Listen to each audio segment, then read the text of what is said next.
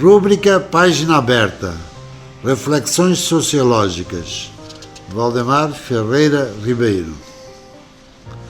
Quem mais beneficiou com o caos colonial português em 1974? As pessoas de altas patentes, civis e militares, responsáveis diretos do sistema colonial português e sua máquina administrativa, ganharam muito financeiramente. Mas a médio e longo prazo, talvez não tenham motivos para se orgulharem de seu passado e do que fizeram nestes países dos PALOP. A harmonia de uma sociedade beneficia a todos e a desarmonia pode aparentemente beneficiar alguns, mas na realidade não beneficia ninguém, podendo afirmar-se que muitos poucos ganharam na altura de 1974 com a confusão colonial, a não ser os países interessados na desestabilização da região. Mas outros países que não foram responsáveis diretos deste caos acabaram ganhando com toda esta confusão a médio e longo prazo. O Brasil, quando soube que muitos angolanos e portugueses estavam a abandonar Angola, empresários, técnicos, engenheiros, médicos, especialistas em diversas áreas, administradores, estudantes, etc., imediatamente abriu suas fronteiras para que esses profissionais fossem trabalhar no Brasil e autorizou imediatamente sua legalização, dando-lhes dignidade e os documentos necessários. Portugal foi obrigado a fazer o mesmo, mas denominou as pessoas que regressavam à sua pátria de origem como retornados, sendo esta uma denominação preconceituosa e depreciativa. Muitas pessoas ignorantes que não saíram de Portugal e ali viviam com muitas dificuldades pensaram que os que voltavam das ex-colônias iriam ocupar seus pobres lugares, mas esqueceram-se ou não perceberam que muitas destas pessoas que voltavam, além de serem técnicos e mão de obra especializada, também tinham capacidade para construírem novas empresas e, consequentemente, criarem novos e muitos empregos e ajudaram depois Portugal a deixar de ser um país mais atrasado para se tornar numa nação mais moderna e com um bem-estar maior. Muitos outros países no mundo inteiro abriram suas portas àqueles que buscavam novas paragens para viverem e trabalharem, e os que fugiam de Angola eram muito bem-vindos nessas nações.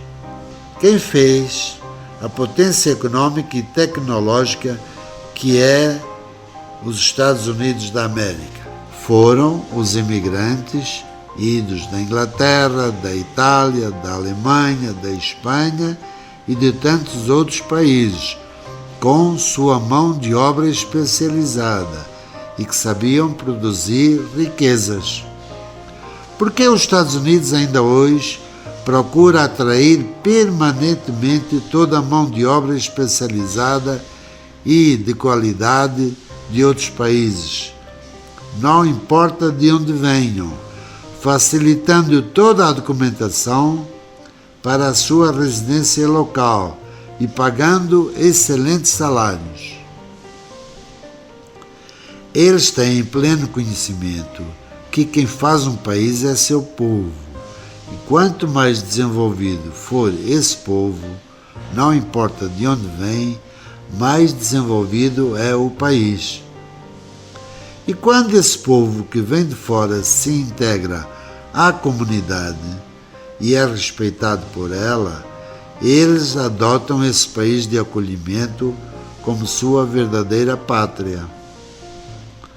Falando do caso específico de Portugal e Brasil, estes países enriqueceram com a mão de obra ida das ex-colônias portuguesas, pois muitos destes novos empresários, especialistas e técnicos, administradores, etc., já utilizavam tecnologias e técnicas modernas nas empresas recentemente construídas nas colônias e usavam as melhores tecnologias no fabrico de seus produtos para enfrentarem a concorrência internacional, que já era global naquela altura.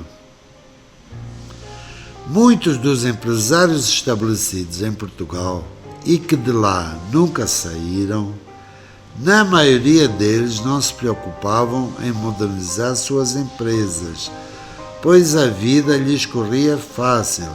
Exportavam seus produtos que produziam para as colônias, pois estas ainda não produziam muito, e o governo português dava-lhes as melhores oportunidades para venderem nas colônias seus produtos. Pode-se aqui citar o caso dos castanheiros portugueses, que o ditador Salazar nunca autorizou a serem plantados em Angola, em particular na Huila, pois assim obrigava os residentes angolanos a comprarem este alimento na metrópole portuguesa.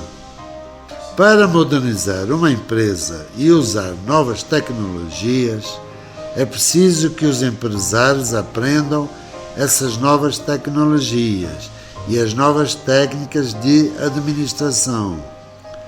E isso exige um grande esforço mental.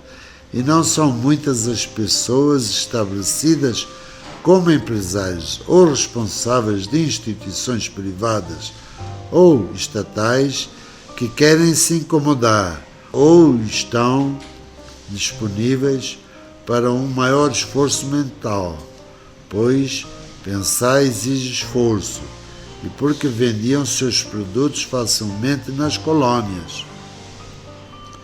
O Império Soviético implodiu porque muitas das suas empresas estatais eram obsoletas e os administradores públicos optavam por uma administração medíocre, pois não queriam ser incomodados ou não conseguiam aprender e criavam todos os tipos de obstáculos àquelas pessoas que queriam modernizar o país ou serem mais criativos.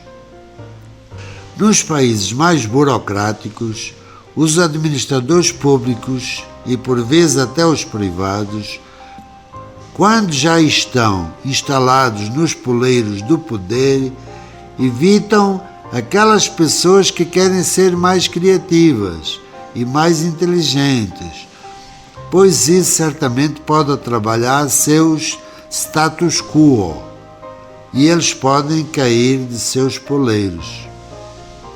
Por outro lado, para modernizar uma empresa, é preciso fazer novos investimentos financeiros e em equipamentos e formar mão de obra especializada.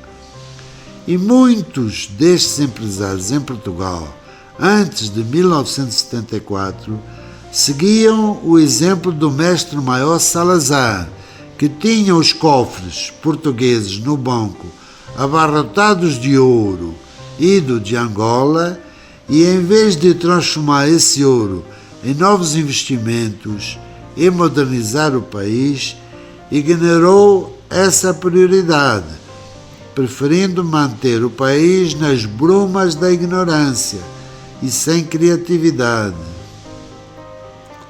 Não eram muitos os empresários que saíam deste marasmo português.